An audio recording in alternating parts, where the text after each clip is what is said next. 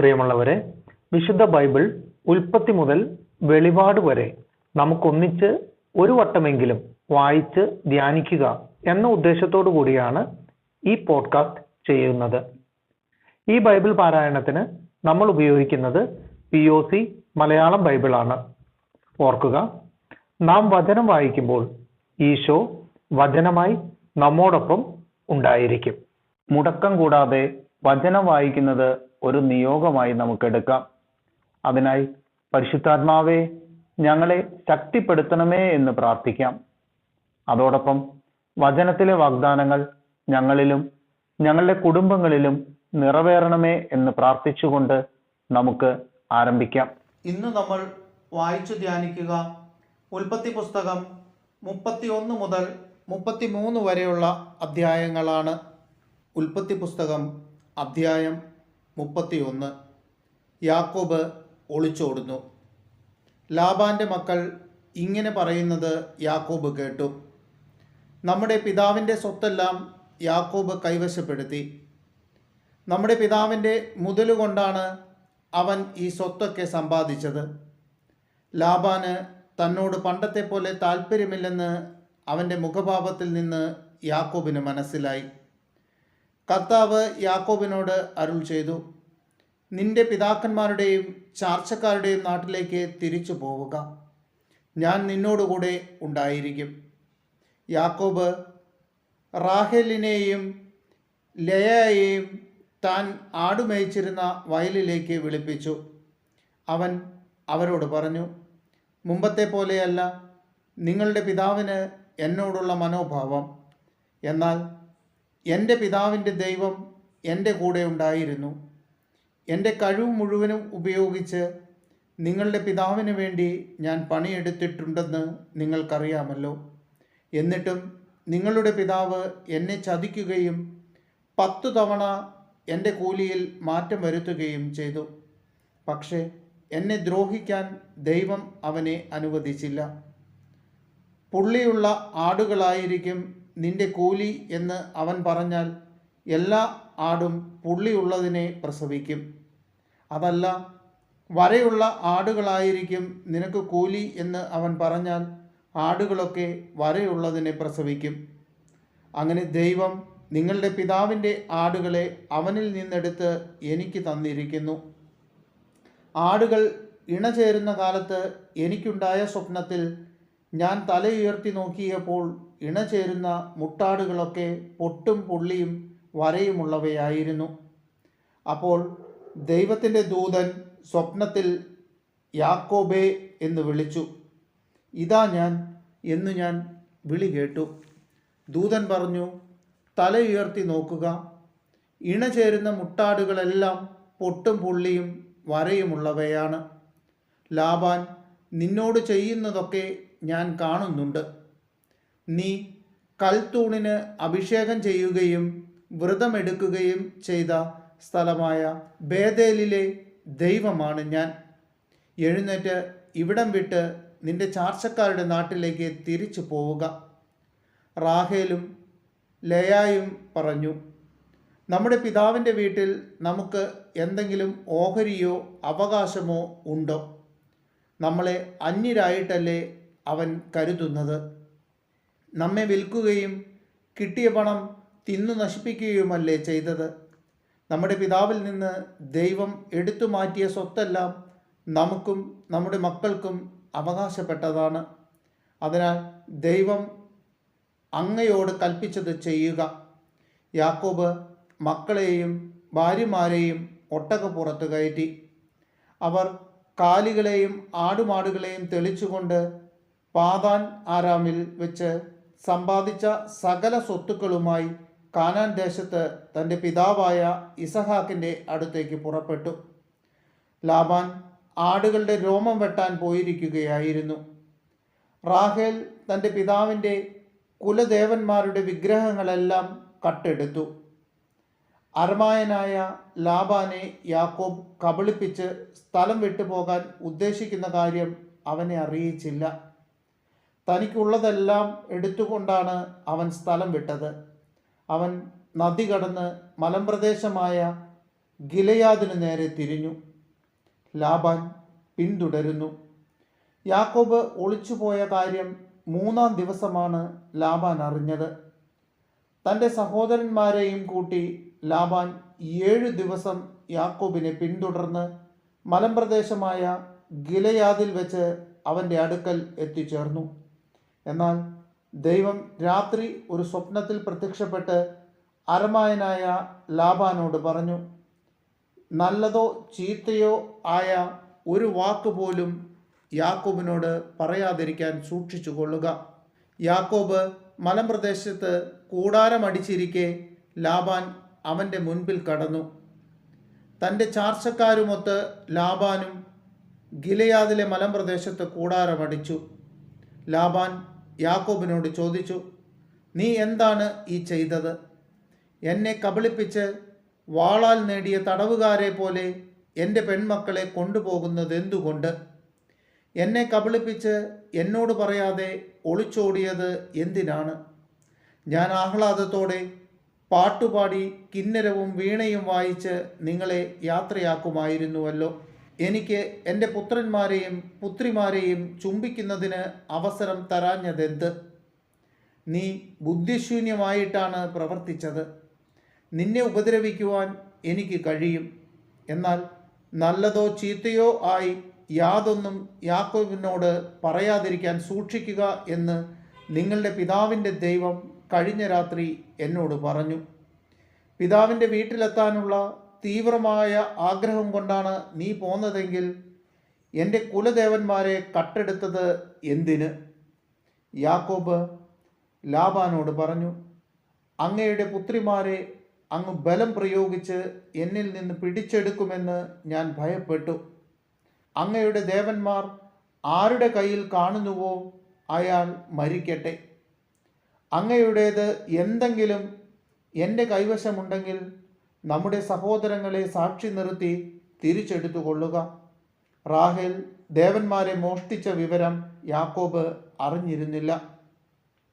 Laban യാക്കോബിൻ്റെയും ലേയായുടെയും 2 പരിചാരികമാരുടെയും കൂടാരങ്ങളിൽ പരിശോധിച്ചു. അവ അവിടെയെങ്ങും കണ്ടില്ല. ലേയായുടെ കൂടാരത്തിൽ നിന്ന് പുറത്തു കടന്ന് അവൻ റാഹേലിൻ്റെ കൂടാരത്തിലേക്ക് ചെന്നു. റാഹേൽ വിഗ്രഹങ്ങളെടുത്ത് ഒരു ഒട്ടക പാണ്ടത്തിൽ ഒളിപ്പിച്ച് അതിന്മേൽ കയറിയിരുന്നു. കൂടാരത്തിലെല്ലാം തിരഞ്ഞിട്ടും അവൻ ഒന്നും കണ്ടെത്തിയില്ല. റാഹേൽ പിതാവിനോട് പറഞ്ഞു, അങ്ങയുടെ മുൻപിൽ എനിക്ക് എഴുന്നേൽക്കാൻ കഴിയാത്തതിൽ അങ്ങ് കോപിക്കരുതേ.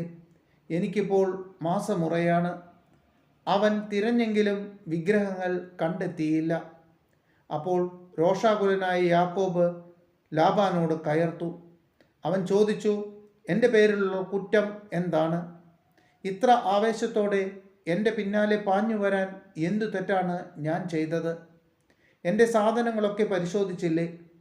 അങ്ങയുടെ വീട്ടുവകകളിൽ എന്താണ് അതിൽ കണ്ടെത്തിയത്?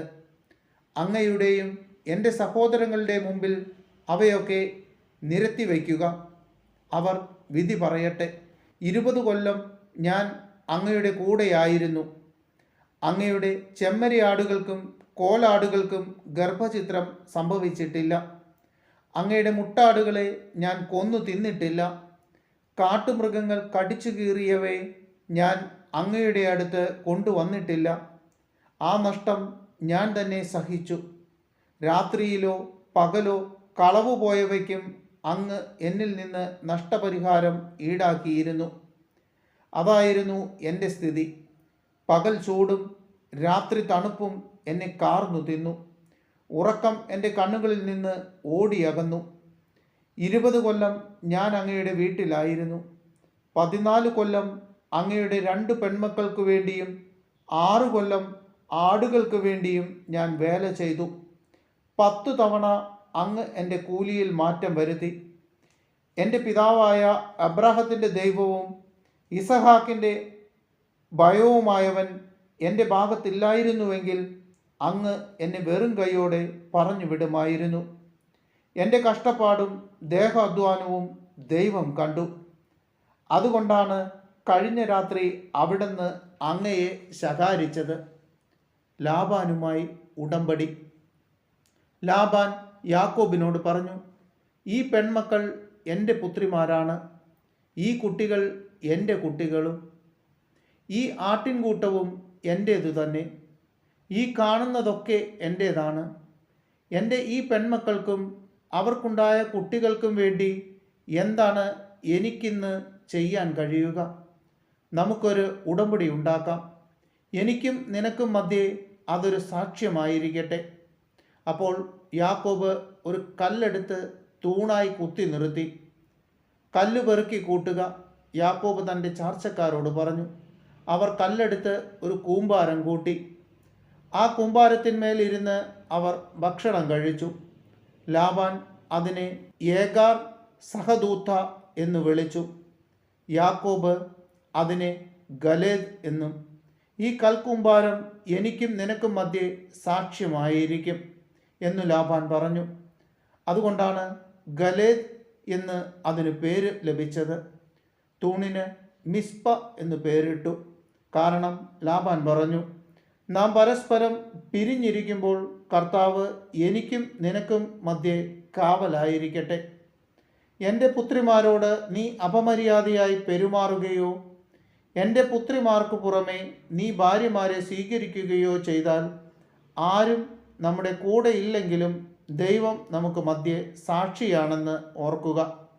ലാബാൻ യാക്കോബിനോട് പറഞ്ഞു, എനിക്കും നിനക്കും മധ്യേ ഞാൻ ഉയർത്തിയിരിക്കുന്ന ഈ തൂണും കൽക്കൂമ്പാരവും കാണുക. നിന്നെ ഉപദ്രവിക്കുവാൻ ഈ കൂമ്പാരത്തിന് അപ്പുറത്തേക്ക് ഞാനും, എന്നെ ഉപദ്രവിക്കുവാൻ ഈ കൂമ്പാരത്തിനും തൂണിനും ഇപ്പുറത്തേക്ക് നീയും കടക്കുകയില്ല എന്നതിന് ഈ കൂമ്പാരവും തൂണും സാക്ഷിയായിരിക്കട്ടെ. അബ്രാഹത്തിൻ്റെയും നാഹോറിൻ്റെയും അവരുടെ പിതാവിൻ്റെയും ദൈവം നമുക്ക് മധ്യേ വിധിയാളനായിരിക്കട്ടെ. യാക്കോബും തൻ്റെ പിതാവായ ഇസഹാക്ക് ഭയപ്പെട്ടിരുന്ന ദൈവത്തിൻ്റെ നാമത്തിൽ സത്യം ചെയ്തു. മലമുകളിൽ യാക്കോബ് ബലി അർപ്പിക്കുകയും അപ്പം ഭക്ഷിക്കാൻ തൻ്റെ ചാർച്ചക്കാരെ ക്ഷണിക്കുകയും ചെയ്തു. അവർ അപ്പം ഭക്ഷിച്ച് രാത്രി മുഴുവൻ മലമുകളിൽ കഴിച്ചുകൂട്ടി. ലാബാൻ അതിരാവിലെ എഴുന്നേറ്റ് തൻ്റെ മക്കളെയും മക്കളുടെ മക്കളെയും ചുംബിക്കുകയും അനുഗ്രഹിക്കുകയും ചെയ്തിട്ട് വീട്ടിലേക്ക് മടങ്ങി. അധ്യായം 32. യാക്കോബ് തിരിച്ചു വരുന്നു. യാക്കോബ് യാത്ര തുടർന്നു. ദൈവത്തിൻ്റെ ദൂതന്മാർ വഴിക്ക് വെച്ച് അവനെ കണ്ടുമുട്ടി. അവരെ കണ്ടപ്പോൾ അവൻ പറഞ്ഞു, ഇത് ദൈവത്തിൻ്റെ സൈന്യമാണ്. ആ സ്ഥലത്തിന് അവൻ മഹനായിം എന്ന് പേരിട്ടു. യാക്കോബ് ഏദോം നാട്ടിൽ സെയീർ ദേശത്ത് പാർത്തിരുന്ന സഹോദരനായ ഏസാവിൻ്റെ അടുത്തേക്ക് തനിക്ക് മുൻപേ ദൂതന്മാരെ അയച്ചു. അവൻ അവരെ ചുമതലപ്പെടുത്തി, എൻ്റെ യജമാനനായ ഏസാവിനോട് നിങ്ങൾ ഇങ്ങനെ പറയണം, അങ്ങയുടെ ദാസനായ യാക്കോബ് പറയുന്നു, ഇതുവരെ ഞാൻ ലാബാൻ്റെ കൂടെ പാർക്കുകയായിരുന്നു. എനിക്ക് കാളകളും കഴുതകളും ആടുകളും വേലക്കാരും വേലക്കാരികളുമുണ്ട്. അങ്ങയ്ക്ക് എന്നോട് ദയ തോന്നണം. അതിനാണ് ഞാൻ അങ്ങയുടെ അടുത്ത് ആളയച്ചു പറയുന്നത്. ദൂതന്മാർ തിരിച്ചു വന്ന് യാക്കോബിനോട് പറഞ്ഞു, ഞങ്ങൾ അങ്ങയുടെ സഹോദരനായ ഏസാവിൻ്റെ അടുക്കൽ ചെന്നു.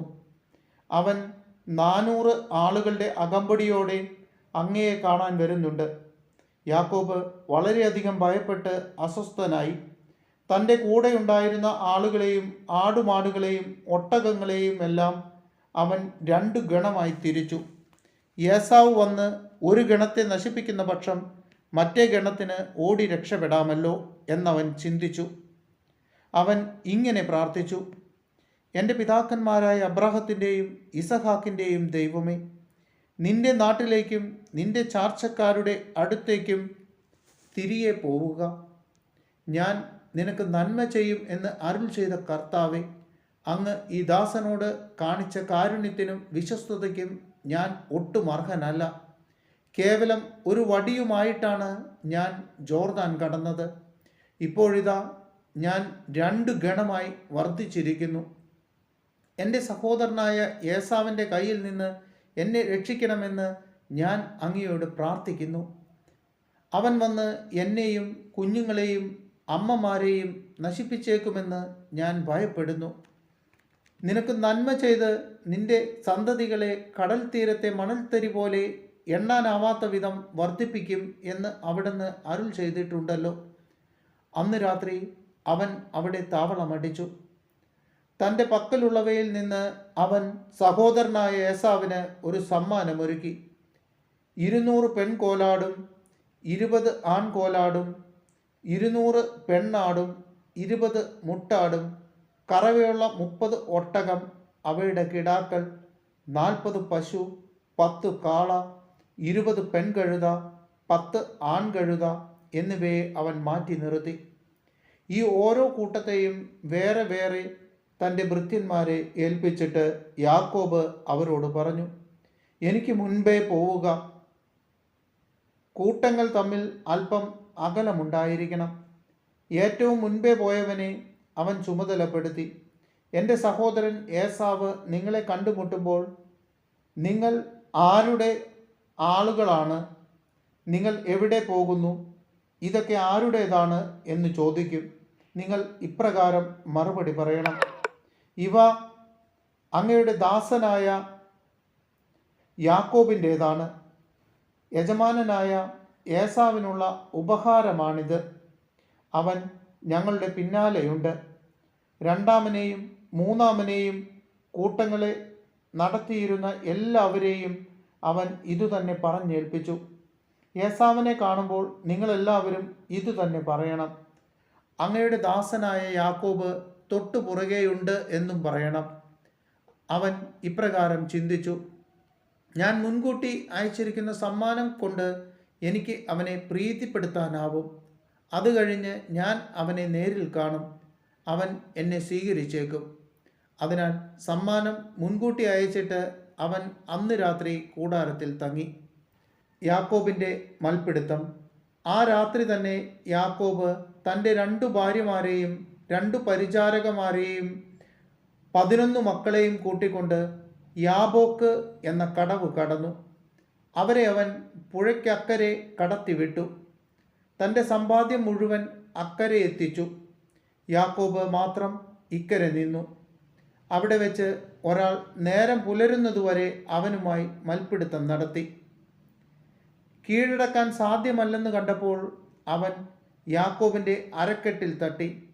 മൽപ്പിടുത്തത്തിനിടയിൽ യാക്കോബിൻ്റെ തുട അരക്കെട്ടിൽ നിന്ന് തെറ്റി.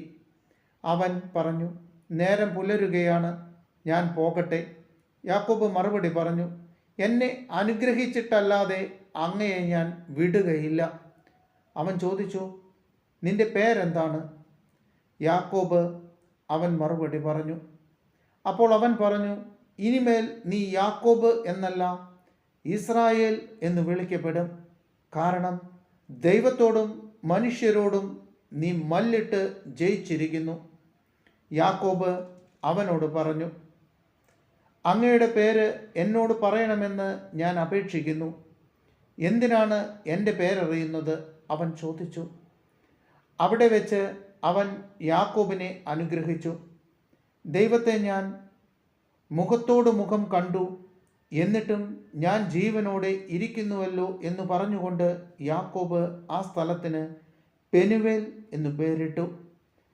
അവൻ പെനുവേൽ കടന്നപ്പോഴേക്കും സൂര്യൻ ഉദിച്ചു. ഉളുക്കു നിമിത്തം അവൻ ഞൊണ്ടുന്നുണ്ടായിരുന്നു. അവിടുന്ന് യാക്കോബിൻ്റെ അരക്കെട്ടിൽ തട്ടിയതുകൊണ്ട് തുടയും അരയും തമ്മിൽ ബന്ധിപ്പിക്കുന്ന സ്നായു ഇസ്രായേൽക്കാർ ഇന്നും ഭക്ഷിക്കാറില്ല. അധ്യായം 33. ഏസാവിനെ കണ്ടുമുട്ടുന്നു. യാക്കോബ് തല ഉയർത്തി നോക്കിയപ്പോൾ ഏസാവ് 400 പേരുടെ അകമ്പടിയോടെ വരുന്നത് കണ്ടു. ഉടനെ യാക്കോബ് മക്കളെ വേർതിരിച്ച് ലയായുടെയും റാഹേലിൻ്റെയും 2 പരിചാരകന്മാരുടെയും അടുക്കലായി നിർത്തി. അവൻ പരിചാരകന്മാരെയും അവരുടെ മക്കളെയും മുൻപിലും ലയായെയും മക്കളെയും അതിനു പിറകിലും റാഹേലിനെയും ജോസഫിനെയും ഏറ്റവും പിറകിലും നിർത്തി. അവൻ അവരുടെ മുൻപേ നടന്നു. സഹോദരൻ്റെ അടുത്തെത്തുവോളം 7 തവണ നിലം മുട്ടെ താണു വണങ്ങി.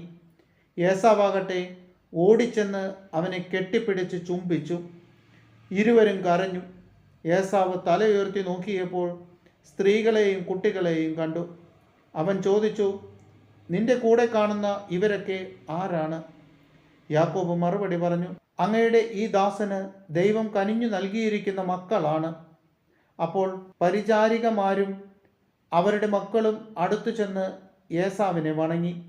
തുടർന്ന് ലയായും അവളുടെ മക്കളും അതിനുശേഷം ജോസഫും റാഹേലും അടുത്തു ചെന്ന് താണു വണങ്ങി. ഏസാവ് ചോദിച്ചു, ഞാൻ വഴിയിൽ കണ്ട പറ്റങ്ങൾ കൊണ്ട് നീ എന്താണ് ഉദ്ദേശിക്കുന്നത്? യാക്കോബ് പറഞ്ഞു, എൻ്റെ യജമാനനായ അങ്ങയുടെ പ്രീതി നേടുക. ഏസാവ് പറഞ്ഞു, സഹോദര, എനിക്ക് അതെല്ലാം വേണ്ടത്രയുണ്ട്. നിന്റേത് നീ തന്നെ എടുത്തുകൊള്ളുക. യാക്കോബ് അപേക്ഷിച്ചു, അങ്ങനെയല്ല, അങ്ങ് എന്നിൽ സംപ്രീതനാണെങ്കിൽ എൻ്റെ കയ്യിൽ നിന്ന് ഈ സമ്മാനം സ്വീകരിക്കുക. കാരണം ദൈവത്തിൻ്റെ മുഖം കണ്ടാലെന്ന പോലെയാണ് ഞാൻ അങ്ങയുടെ മുഖം കണ്ടത്. അത്രയ്ക്ക് ദയയോടെയാണ് അങ്ങ് എന്നെ സ്വീകരിച്ചത്. അങ്ങയുടെ മുൻപിൽ കൊണ്ടുവന്നിരിക്കുന്ന ഈ സമ്മാനങ്ങൾ ദയവായി സ്വീകരിക്കുക. എന്തെന്നാൽ ദൈവം എന്നോട് കാരുണ്യം കാണിച്ചിരിക്കുന്നു. എല്ലാം എനിക്ക് വേണ്ടത്രയുണ്ട്. അവൻ നിർബന്ധിച്ചപ്പോൾ ഏസാവ് അത് സ്വീകരിച്ചു. ഏസാവ് പറഞ്ഞു, നമുക്ക് യാത്ര തുടരാം. ഞാൻ നിന്റെ മുൻപേ നടക്കാം. യാക്കോബ് പറഞ്ഞു, അങ്ങേക്കറിയാമല്ലോ മക്കളൊക്കെ ക്ഷീണിച്ചിരിക്കുകയാണെന്ന്. കറവയുള്ള ആടുമാടുകൾ എൻ്റെ കൂടെയുണ്ട്. ഒരു ദിവസത്തേക്കാണെങ്കിലും കൂടുതലായി ഓടിച്ചാൽ അവ ചത്തുപോകും. അതുകൊണ്ട് അങ്ങ് മുൻപേ പോയാലും കുഞ്ഞുങ്ങളുടെയും കന്നുകാലികളുടെയും നടപ്പിനൊത്ത് ഞാൻ പതുക്കെ വന്ന് സെയറിൽ അങ്ങയുടെ അടുത്തെത്തിക്കൊള്ളാം. എൻ്റെ ആൾക്കാരിൽ കുറേ പേരെ ഞാൻ നിൻ്റെ കൂടെ നിർത്തട്ടെ? ഏസാവ് ചോദിച്ചു. യാക്കോബ് മറുപടി പറഞ്ഞു, എന്തിന്? എനിക്ക് അങ്ങയുടെ പ്രീതി മാത്രം മതി. അതുകൊണ്ട് ഏസാവ് അന്ന് തന്നെ സെയറിലേക്ക് തിരികെ പോയി. യാക്കോബാകട്ടെ സുക്കോത്തിലേക്ക് പോയി. അവിടെ വീട് പണിതു, കന്നുകാലികൾക്ക് കൂടുകളും കെട്ടി. അതുകൊണ്ടാണ് ആ സ്ഥലത്തിന് സുക്കോത്ത് എന്ന് പേരുണ്ടായത്. യാക്കോബ് പാദാൻ ആരാമിൽ നിന്നുള്ള യാത്ര തുടർന്നു. കാനാൻ ദേശത്തുള്ള ഷെക്കേം പട്ടണത്തിൽ സുരക്ഷിതനായി എത്തിച്ചേർന്നു. അവിടെ നഗരത്തിനടുത്ത് കൂടാരമടിച്ചു. യാക്കോബ് ഷെക്കമിൻ്റെ പിതാവായ ഹാമോറിൻ്റെ മക്കളിൽ നിന്ന് താൻ കൂടാരമടിച്ച പറമ്പിൻ്റെ ഒരു ഭാഗം 100 നാണയത്തിന് വാങ്ങി. അവൻ അവിടെ ഒരു ബലിപീഠം പണിതു. അതിന് ഏലോഹൈ ഇസ്രായേൽ എന്നു പേരിട്ടു.